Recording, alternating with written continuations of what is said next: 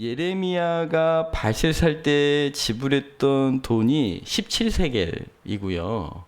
그리고 그 다윗이 한번 잘못해가지고 온 나라에 막 전염병이 퍼졌을 때 하나님께서 그 전염병을 멈추게 하려고 제사를 명하셨는데, 그렇게 하기 위해서 아리우나의 타작마당을 구입을 하죠.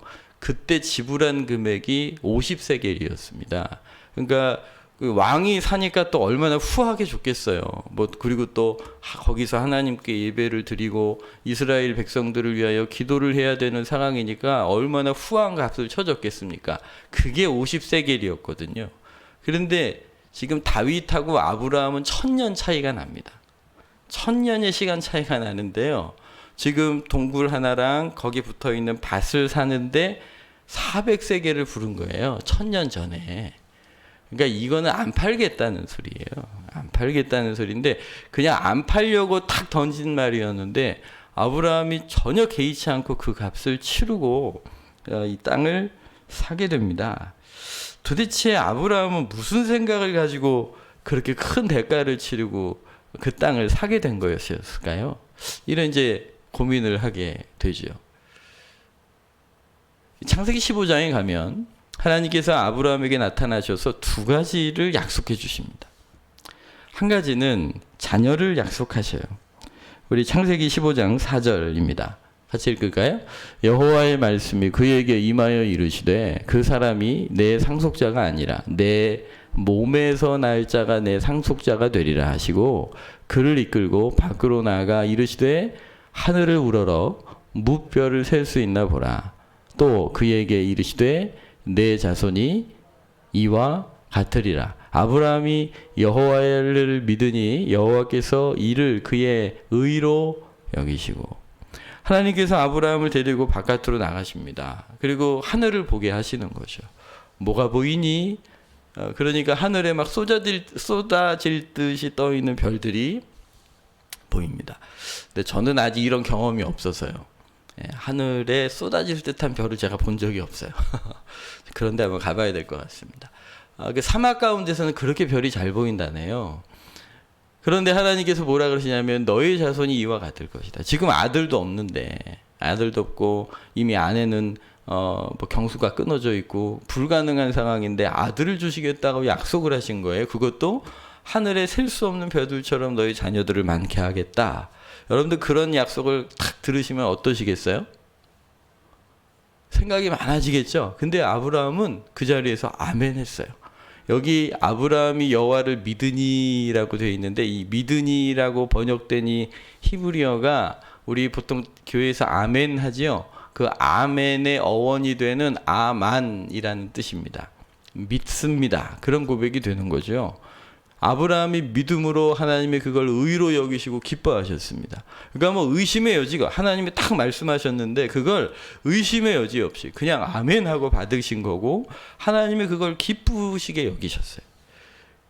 이제 두 번째 약속은 뭐냐면 하나님께서 아브라함에게 땅을 주시겠다고 약속하셨습니다. 우리 창세기 15장 7절입니다. 같이 읽을까요? 또 그에게 이르시되 나는 이 땅을 내게 주어 소유를 삼게 하려고 너를 갈대아인 우르에서 이끌어낸 여호와라. 예, 하나님께서 내가 너를 갈대아에서 이끌어낸 이유는 이 가나안 땅을 너한테 주려고 이끌은 거다라고 딱 얘기했어요. 그러면 아브라함이 앞에 자녀들 줄 때 그 믿음이면 그냥 그때도 아멘 하고 받으면 되잖아요. 근데 여기는 또 아브라함이 이건 또 믿음이 안 되나 봐요. 그러니까 대뜸 하는 소리가 8절에 그가 이르되 주 여호와여 내가 어떻게 이 땅을 소유로 받을 것을 무엇으로 알리까 하고 묻습니다. 그러니까 믿음이란 게 그런 것 같아요. 어떤 건 이렇게 믿어지는데 어떤 것도 잘 못 믿어지는 게 또 사람마다 있는 것 같습니다. 그러니까 아브라함이 이건 안 믿어지는 거예요. 이게 받아들여지지 않는 거죠. 하나님, 저에게 좀 증거를 좀 주세요. 표징을 좀 주세요. 하고 하나님께 요청을 한 거예요. 제가 믿음이 없어요. 제가 그거 어떻게 알아요? 저에게 표징을 좀 주세요.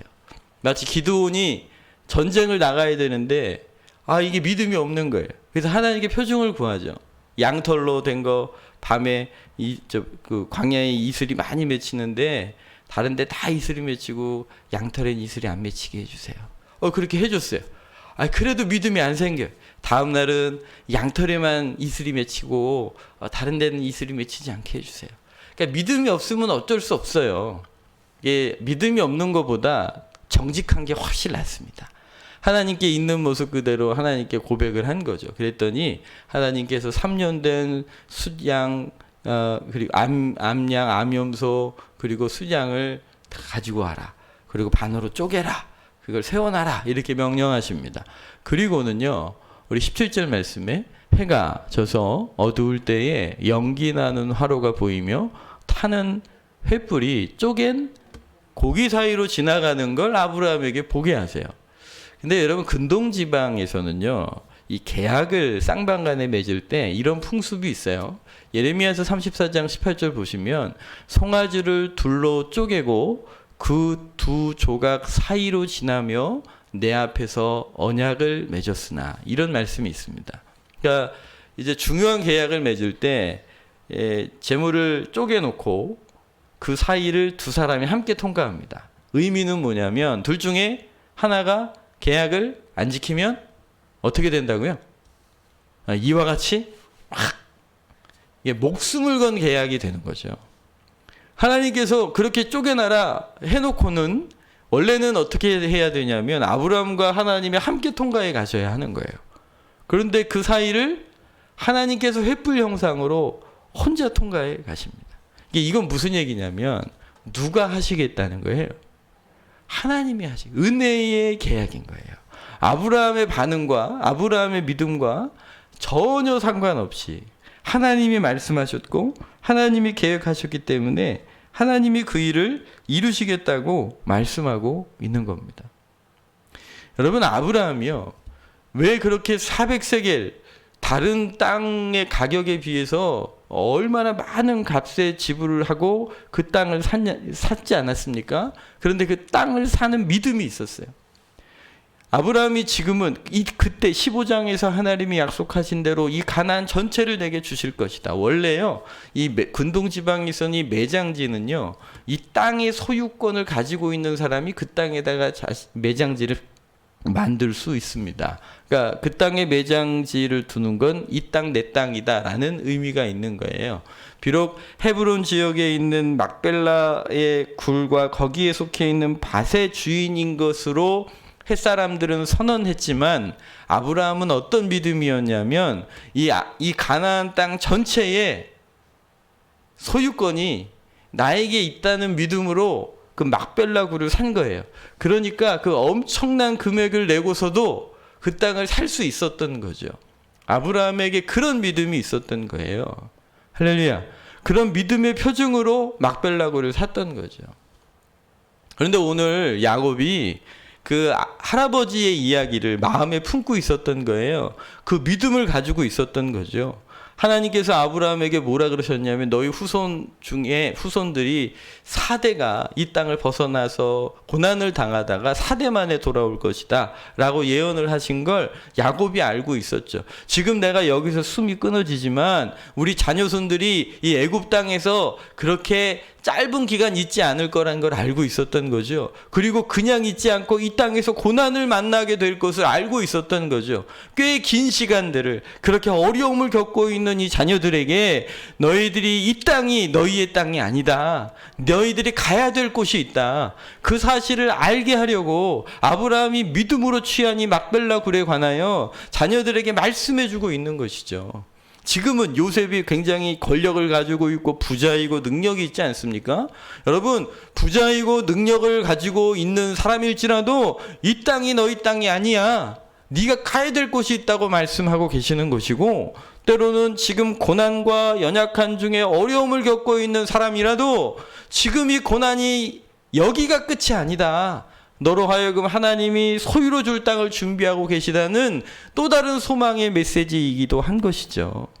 여러분, 이 믿음을 가지고 야곱이 지금 이 말을 하고 있는 거예요. 근데 야곱이 아브라함 얘기를 어떻게 알았을까요? 우리 이제 히브리서 11장 9절 말씀입니다. 같이 한번 읽을까요?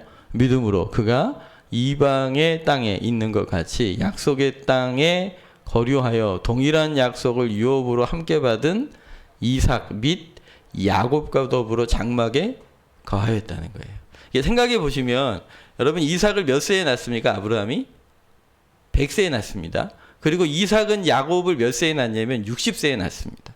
그러면 아브라함 160세에 야곱이 태어난 거고요. 그리고 175세에 아브라함이 죽거든요. 그러면 야곱이 15세까지 할아버지랑 같이 지냈던 거예요. 그러니까 야곱은 기억하는 것이죠. 아브라함이 어떤 믿음으로 이 막발라고를 샀는지 그 비하인드 스토리를 잘 알고 있었던 거죠. 그 믿음으로 오늘 자녀들에게 너희들에게도 동일한 이 약속이 있다. 그 표징이 막벨라 굴이다. 그러니 나를 이곳에 두지 말고 그 땅에 묻어달라고 요청하고 있는 것입니다. 할렐루야. 그런 믿음의 표징으로 막벨라 굴이 존재하는 거죠. 여러분 가나안 땅이 아니라 애굽 땅에 머물고 있었고 당시에는 굉장한 권력의 비호 아래 이 야곱의 가족들이 얼마나 풍요로운 삶을 누리고 있었겠어요. 그 땅에 살고 있는 우리들에게 너희들이 이 땅이 너희들의 땅이 아니다. 너희들 갈 곳이 있다라고 말씀하시는 소리로 들으셔야 해요. 오늘 여러분 대한민국의 21세기 살고 있는 여러분들을 축복합니다. 축복합니다. 물론 우리도 여전히 힘들고 어렵고 그런 상이지만 저렇게 어려움을 겪고 있는 땅에 있지 않고 그렇게 전쟁으로 초토화됐던 이 땅이 전 세계 무역 10위권 안에 왔다 갔다 하는 나라로 세워주셔서 오늘 우리가 누리고 있는 것들이 얼마나 풍요로운 것들인지 알 수 없습니다. 개중에는 여기에 속부자들이 계실지도 모르죠. 그죠?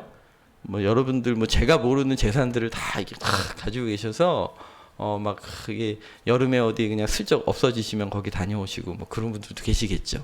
예.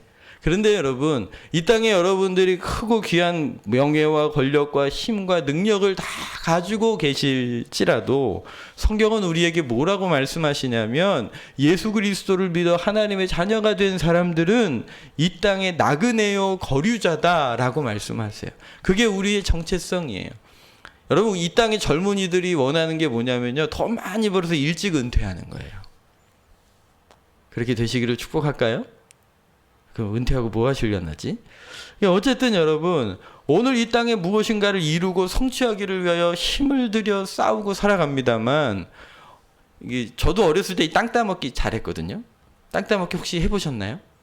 예, 이제 마당에 이렇게 네모칸 만들어 놓고 이제 돌을 이렇게 톡톡톡에 3번 쳐서 들어오면 이렇게 탁 선 그어서 이거 내 땅 하죠.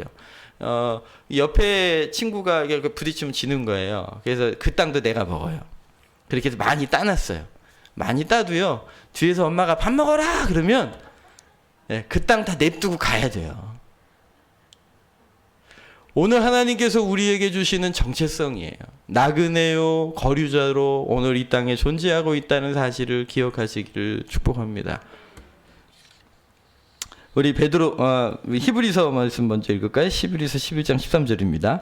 사람들은 다 믿음을 따라 죽었으며 약속을 받지 못하였으되 그것들을 멀리서 보고 환영하며 또 땅에서 외국인과 나그네임을 증언하였으니. 베드로전서 1장입니다. 외모로 보지 않고 각 사람의 행위대로 심판하시는 이를 너희가 아버지라 부른즉 너희가 나그네로 있을 때에 두려움으로 지내라. 2장입니다. 사랑하는 자들아 거류민과 나그네 같은 너희를 권하노니 영혼을 거슬려 싸우는 육체의 정욕을 제어하라. 오늘 야곱이 자녀들에게 나를 막벨라굴에 묻어달라고 하는 고백들은 뭐냐면 애굽 땅에 살고 있지만 이 땅에 소망을 두지 말라는 거죠. 이 땅에 쌓기 위하여 인생길을 살아가지 말라는 거예요. 우리가 가야 될 곳이 있다는 사실이죠. 오늘 그리스도인들이 오늘 교회가 분명히 예수님을 구주로 믿고 오늘 이 세상을 떠나신다면 천국에서 눈을 뜨실 것을 확신하십니까? 물어보면 아멘하고 고백하지만 정말 그곳을 사모하는 마음이 있는가에 대해서는 우리가 우리를 좀 살펴봐야 할 시점이 분명히 있습니다. 오늘 우리는 우리의 소망을 어디에 두고 있을까요? 오늘 너희가 나그네임을 기억해야 한다. 그렇기 때문에 이 땅을 살아갈 때 두려움으로 지내라. 마치 이곳이 전부인 것처럼 살아간다면 너희들은 중요한 것을 놓치고 사는 것이다. 죽은 이후에 모두 하나님 앞에 심판대 앞에 서게 될 것이고 우리의 삶에 대하여 하나님 앞에 다 백일하에 드러날 것이기에 오늘 이 땅을 살아가는 우리가 두렵고 떨림으로 이 땅을 살아가야 한다는 것이죠. 뿐 아니라 오늘 우리를 넘어뜨리고 유혹하고 그리고 하나님 앞에서 떨어지게 만드는 사단의 유혹이 여전히 존재하고 있는 이곳이기 때문에 영혼을 거스려 싸우는 육체의 정욕을 제어하고 하나님 앞에 어떻게 설 것인가를 기억하여 오늘 살아가야 한다고 경계하고 계시는 거죠. 그러니까 말씀드린 것처럼 이 땅에서 떵떵거리고 잘 살고 있을 때 이 말씀을 경계로 삼아야 할 뿐 아니라 때로는 이 땅에서 고난과 어려움을 겪고 있는 성도들에게도 마찬가지입니다. 오늘 이곳에서 모든 결론을 보려고 하지 말라고 우리에게 말씀하시는 거예요. 오늘 그리스도인들이 저도 마찬가지지만 우리의 소망을 이곳에서 다 모든 결론을 다 여기서 보고 싶어 합니다. 복을 받아도 다 여기서 받고 싶은 거죠. 그런 마음 있으시죠? 저도 왜 없겠어요. 기왕이 주실 거 이 땅에서 좀 주시고 누리다가 가면 안 될까요? 뭐 이런 마음이 제 안에도 있지요. 근데 여러분 그러다 시험 드는 거예요. 그러다가 믿음이 떨어지는 거예요. 그러다 실망하는 거예요. 하나님 예수님 안 믿는 사람들은 저렇게 떵떵거리고 잘 사는데 하나님 예수님 믿는 우리는 왜 이런 고난을 경험해야 하는지요? 왜 그렇게 기도를 해도 이게 안 이루어지나요? 그러다 시험 드는 거는요, 이 땅에서 모든 결론을 다 보려고 할 때 우리가 시험 드는 거예요. 그렇지 않아요, 여러분? 우리의 결론이 하나님의 영원한 나라에서 보게 될 줄 믿으시기를 축복합니다. 여러분, 우리는 모든 승리의 결론을 이미 받으신 분들입니다. 그러니 여러분 어떤 상황에서도 믿음으로 하나님 앞에 드려져 승리하시기를 주 예수 이름으로 축복합니다. 우리는 하나님이 없다고 하는 유물론적인 세계관이 가득 찬 세계를 살아갑니다. 이게 전부인 거죠. 이게 사라지면 아무것도 없는 거예요. 그래서 요즘 젊은이들이요, 요즘 이 표 하나 보여주시면요, 뭐 18세에서 29세, 뭐 30세에서 39세, 뭐 40대 이후도 마찬가지지만 물질적으로 풍족해지는 것이 내 인생의 가장 목표 중에 하나다라고 설문에 표시한 것들이 보면 이렇습니다. 이게 나쁘다는 건 아닙니다만 세상이 이런 소망을 두고 살아가는 거죠. 세상의 가장 우선순위. 요즘 젊은이들이 네 꿈이 뭐니? 뭐 막 얘기해요. 뭐 교사도 있고 판사도 있고 의사도 있고 다 해요. 근데 왜 그 직장을 얻기 원하니? 물어보면 다 한 가지로 대답해요. 뭐게요? 돈 벌려고요. 다양한 직장을 얻기 원하는데 이유는 한 가지라는 것이요. 세상이 그래요. 그런데 여러분 세상만 그런 게 아니에요. 오늘 교회와 성도들도요, 마음에 품은 소망은 다 이거 한 가지예요. 그런데 성령께서 오늘 말씀하시는 거죠. 야곱이 죽음 앞에서 서 있는 말씀을 우리가 묵상하면서 우리가 쌓아놓으려고 하는 이 세계가 끝이 아니라는 것이죠. 오늘 우리의 소망이 만약에 이 땅에서 모든 것들을 이루려고 한다면 우리는 가장 중요한 것을 놓치고 살 수 있어요. 그러니까 여러분 오늘 이 세대의 사람들은 왜 열심히 일할까요? 왜 열심히 일할까요? 여러 가지 이유들을 찾아볼 수 있지만 하나는 결핍이고요, 하나는 두려움이에요.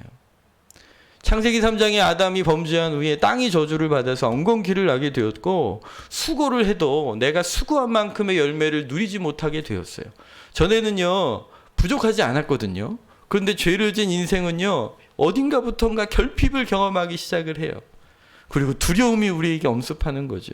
그래서 열심히 일해요. 왜 우리는 열심히 일해야 할까요? 사람들에게 물어보면 그 동기를 살펴보면 결핍 때문이에요. 두려움 때문에. 내 노후에 어떡하나, 우리 자녀들 학비는 어떡하나, 이거 모자르지 않을까, 이런 여러 가지 이유로 우리가 결핍과 두려움이 인생길을 달려가는 동기가 되어버리고 말았습니다. 그런데 여러분 예수님 믿으시지요? 이 부분에 있어서는 안 믿으시나 봐요. 죄 용서함 받고 천국 가는 건 믿으시는데 오늘 이 땅에서 나의 연약함과 부족함을 채우시고 공급하는 분으로 여러분 믿으십니까? 믿으십니까? 예수님께서 우리를 위하여 가난하게 되신 이유가 오늘 우리로 하여금 부요함을 누리게 하려 하심이라고 성경은 말씀하고 계십니다. 우리가 하나님의 여러 이름 중에 여호와 이레라고 고백하시죠? 그분이 준비하십니다. 믿으십니까? 그분의 인도하심 안에 우리의 인생을 향한 준비가 있었던 거지요. 이상하게 하나님은요, 우리가 무엇인가 꽉 쥐고 있으면 그걸 내려놓게 만드세요. 아브라함이 이삭을 꽉 쥐고 있었어요. 그랬더니 하나님께서 이삭을 바치라는 거예요. 스스로 결핍의 자리로 가라는 거죠. 아브라함이 어떻게 했나요? 아브라함이 이삭을 바치기 위해 모리아 산으로 올라가고 있었습니다. 근데 여러분, 모리아 산 뒤편에서 하나님 뭐하고 있었을까요? 이삭을 대신에 바칠 수 있는 순양을 준비하고 계셨습니다. 보이지 않는 곳에서. 여러분, 우리는 그걸 믿고 사는 사람들입니다. 하나님을 믿으면 이 세상 사람들은 내 것으로, 나의 것으로 채우기 위하여 열심을 내는 것으로 끝나버리고 말지만, 하나님의 나라에 내가 속해 있다, 나에게 영원한 천국이 있다, 하나님이 나를 도우신다는 믿음이 있는 분들은요, 주님의 준비하심을 믿기 때문에 오늘 그분 앞에서 믿음의 여유로 마음을 열게 되고 사람들을 품게 되고 나누게 되고 섬기게 되는 것이죠. 아브라함에게 있어서 하나님 나라의 표징은 막벨라 굴이었어요. 그러나 여러분, 우리에게 있어서 하나님 나라의 표징은 우리 주 예수 그리스도이십니다. 그리고 증거로 우리 안에 성령을 부어주신 것이죠. 하나님의 나라에 예수님을 통하여 연결되어 있고 난 후에는요, 우리에게 믿음이 생기는 거예요. 여유가 생기는 거죠. 하나님의 때를 위하여 순종할 수 있게 되는 겁니다. 그런 믿음의 사람들이 되시기를 예수님 이름으로 축복해요. 제가 아는 목사님이 평택에서 무료 급식소를 하시거든요. 무료 급식소를 진행을 하시는데, 이 사역을 하시면서 여러분들이 하나님께서 이렇게 돕게 하셔요. 근데 이분이, 그런 어느 분이 이게 봉투를 하나 주시는 거죠.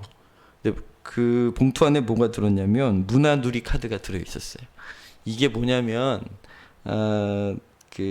기초생활수급자나 편부모 가정에 나라에서 이렇게 지원을 해주는데요, 현금을 주지 않고 카드에 주거든요. 그러니까 그 사람이 어려우니까 나라에서 후원해 주는 거 아닙니까?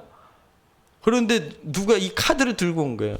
목사님, 구입하실 거 있으면 이 카드를 구입하시고요, 다 쓰신 카드는 저 도로 주셔야 돼요. 그래야 또 받거든요.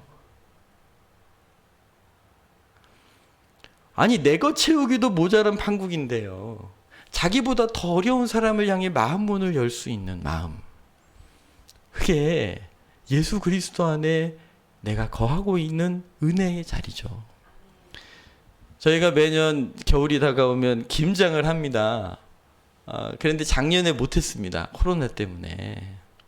근데 우리 권사님들이 헌신을 해주셔서요, 집에서 김장을 하시면서 한 통씩 교회로 가져오신 거예요. 저희가 김장을 하면 개척교회들, 그 연약한 교회들, 저희 교회 어려웠을 때 후원해 주셨던 분들에게 김치를 이렇게 보냈었거든요. 근데 뭐 하지를 못했으니까 보낼 수 올해는 못 보내겠구나 그러고 있었는데, 우리 권사님들이 헌신을 하셔가지고 김치를 한 통씩 교회로 가져오셔서 이 어려운 교회들, 그 개척교회들 이렇게 보낼 수 있었어요. 또 누가 어떻게 알았는지 우리 교회에서 그렇게 개척교회들, 가난한 교회들, 연약한 교회들 김치라도 한 통 섬겨드린다는 소식을 듣고는 우리 교회 분이 아닌데 다른 교회 분이 김치를 해다가 교회 앞에 갖다 놓으신 거예요. 그리고 연락을 주신 거예요. 목사님, 보내실 때 있으면 보내주세요. 일부러 김치를 하셔가지고. 그래서 이 무료 급식소에도 저희 교회가 작년에 이제 섬겼던 기억이 있습니다.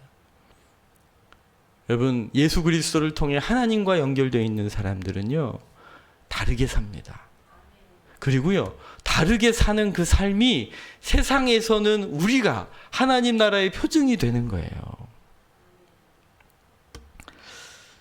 지금 아프가니스탄 이야기를 좀 나눴는데요, 7월 초에 아프가니스탄 목사님들이 모여서 정부에 공식적으로 우리의 신앙을 등록하기로 결정을 하셨습니다. 사실 이전 정부도 마찬가지예요. 종교 경찰들이 있어서 기독교 신앙 자체가 금지예요. 만약 그걸 드러내면 감옥에 갑니다. 사람들이 다 만류했어요. 그런데 이 목사님들이 뭐라고 그러셨냐면, 우리 아이들과 손자들을 생각해 보십시오. 누군가는 이런 희생을 치러야 다음 세대가 공개적으로 스스로 예수의 제자라고 부를 수 있게 될 겁니다. 그리고 기독교 신앙으로 공식적으로 등록을 하고 인터뷰를 한 거죠. 원래 그러면 잡혀가야 되는데 안 잡혀갔어요. 할렐루야 했거든요. 근데 지금 상황이 더 어려워졌어요. 이미 정부의 신분이 노출이 되어 있는 상태여서 이 텔레반에게 어떤 해를 입을지 모르는 상태가 되어버렸습니다. 그럼에도 불구하고 왜 이 어려운 일을 걸어가시는 걸까요? 왜 그 눈물을 흘리시면서도 이 길을 걸어갈까요? 우리 다음 세대들에게 우리가 표징이 되어야 한다는 부르심 때문에 이었어요. 그런 사명이 있었기 때문인 거죠. 마태복음 5장 13절입니다. 같이 한번 읽겠습니다. 너희는 세상의 소금이니 소금이 만일 그 맛을 잃으면 무엇으로 짜게 하리요? 후에는 아무 쓸데없어 다만 밖에 버려져 사람에게 밟힐 뿐이니라. 너희는 세상의 빛이라. 산 위에 있는 동네가 숨기지 못할 것이요 사람이 등불을 켜서 말 아래 두지 아니하고 등경 위에 두나니 그러므로 집안 모든 사람에게 비치느니라. 이같이 너희의 빛이 사람 앞에 비치게 하여 그들 너희 착한 행실을 보고 너희 하늘에 계신 너희 아버지께 영광을 올려드리게 하라.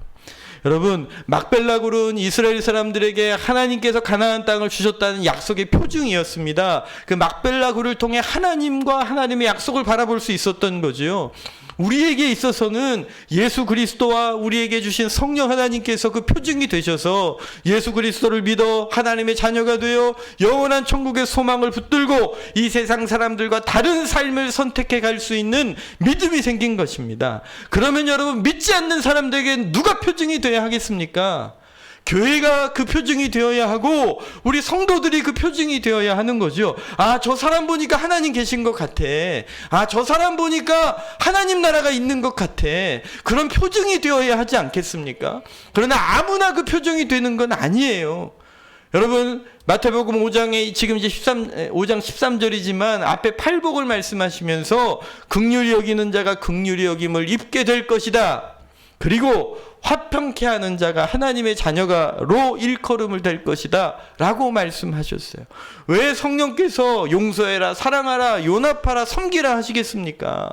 하나님을 믿고 그 희생과 섬김의 자리로 나아갈 때에 오늘 우리가 세상 앞에 교회가 그리고 성도들이 세상의 표징이 되는 것이요, 그렇게 되기를 하나님이 원하시고 계시는 것입니다. 우리는 할 수 없지만 우리가 예수 그리스도를 따라가고 주님께서 성취하신 그 은혜를 한 걸음 한 걸음 순종해 가기 시작할 때 어느덧 나도 모르게 세상에 빛이 되어 있고 세상에 소금이 되어 있어서 우리를 통하여 하나님 나라를 경험하는 사람들이 하나둘씩 늘어가게 되는 것, 그게 하나님께서 우리를 이 땅에 두고 계신 부르심이고 소망인 줄 믿으시기를 예수님 이름으로 축복합니다. 여러분, 오늘 나를 주님 이 세상에 하나님 나라의 표징으로 사용해 주시옵소서. 나의 힘으로 능으로는 이룰 수 없지만 지금 텔레반 앞에서도 자신의 목숨을 연연하지 않고 하나님의 영광을 드러내려고, 또 우리 다음 세대들이 믿음을 드러낼 수 있는 용기를 가지게 하려고 오늘 눈물을 흘리고 있지만 그 길을 걷고 계신 분들의 마음 안에 예수 그리스도와 성령께서 계시기 때문에 그 길을 걷는 것 아니겠습니까? 오늘 교회와 성도들의 마음을 다시 한번 다잡으시고 오늘 때로는 좁은 문 좁은 길이어도 믿음의 길 걸어가시기를 축복합니다. 로마에 그리하셨던 것처럼 많은 그리스도인이 로마 콜로세움 경기장에 끌려가서 그렇게 검투사의 칼에 때로는 짐승의 입에 그렇게 찢겨서 돌아가시면서도 도리어 찬양하며 하나님의 나라를 소망했던 그 믿음의 선조들의 걸음이 로마의 신앙을 바꾸고 초대교회가 부흥하는 통로가 되었던 것처럼 우린 다 헤아릴 수 없지만 오늘 아프가니스탄의 그 피 흘림이 또 다른 하나님의 생명을 구원하는 부흥이 될 줄 믿습니다. 그러하기 때문에 오늘 대한민국의 성도들과 교회를 향하여 주님이 도전하시고 계시는 거라고 믿습니다. 오늘 우리는 세상의 표징으로 살아가고 있습니까? 오늘 나는 우리 가정, 우리 자녀들 앞에 믿음의 표징이 되고 있습니까? 오늘 예수 그리스도를 바라보게 해 주옵소서. 우리도 성령 하나님으로 충만하게 하여 세상의 표징으로 살아가게 하여 주시옵소서. 우리 시간 같이 함께 기도하겠습니다. 우리 주여 한번 크게 외치시고 기도하겠습니다. 주여.